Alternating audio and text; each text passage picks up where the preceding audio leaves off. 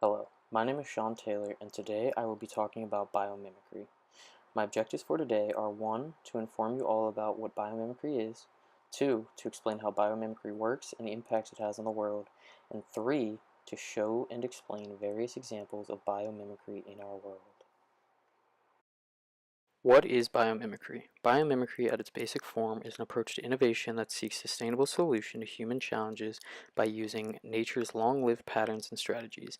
The main idea is that nature has been around much longer than any human on this planet, so they have had much more time to solve the problems that we are currently facing. How does biomimicry work? Well, most people see nature as a catalog of products to be physically used, but biomimicry sees nature as a catalog of ideas, patterns, and processes to be used in everyday life. So the idea is if you have a problem you need fixed, look to nature. Find something in nature that has already solved your problem and use that solution. I believe the most important idea about biomimicry is that there are no undesirable outcomes directly associated with it. Sure, we are still using materials from the environment to build a lot of the ideas, but that is not directly associated. Biomimicry has the potential to and already has impacted the world tremendously. The desirable outcomes are all the examples we have used and benefited from, and I will be explaining a few. The idea behind a termite mound is that how it is constructed gives it the ability to stay cool in the hot seasons and stay warm in the cold seasons. This idea is being used to create office buildings in different parts of the world, one being Zimbabwe. They designed and constructed an office building similar to that of the tunnels and cooling chimneys in the termite dens. The idea reduced their energy consumption by 90%. Kingfisher birds have a long aerodynamic beak. They need this beak because their food source is underwater, and this beak allows them to hunt without making a splash. Japanese engineers applied this technique to their trains to make them go faster, but reducing the loud noise tremendously. This technology actually went 10% faster and consumed 15% less electricity. Armadillos have a hide that is extremely strong, but yet it is still so flexible. This provides for great protection but lets them remain nimble. A backpack from the company Stylus was constructed based off of the same principle. The backpack is made of recycled rubber that are in joining sections around a central axis. This makes them extremely durable yet very adaptable. Burrs are little spherical balls that are very spiky. Each spike has a hook at the end that grapples onto the object. What came out of this was the widely known idea of Velcro. The man that invented Velcro actually came upon the idea because he noticed how the burrs stuck to his dog, so he decided to take a closer look and he realized how beneficial this idea could be. Whales are massive but can swim very fast because of their efficient fins and tail. The reason for this is because of the bumps in their fins and tail, which increases their efficiency. This is being used to create more efficient wind turbine blades, cooling fans, airplane wings, and even propellers.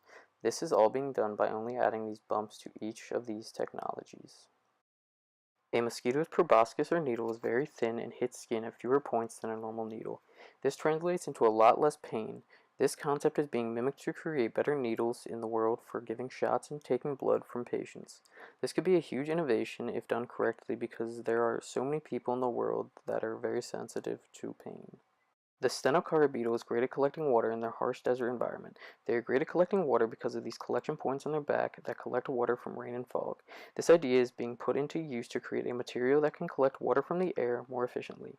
This would be huge considering 22 countries around the world use nets to collect water from the air, so this efficiency boost could have a huge impact. Woodpeckers are very extraordinary. They forage for insects in trees by pecking away at them.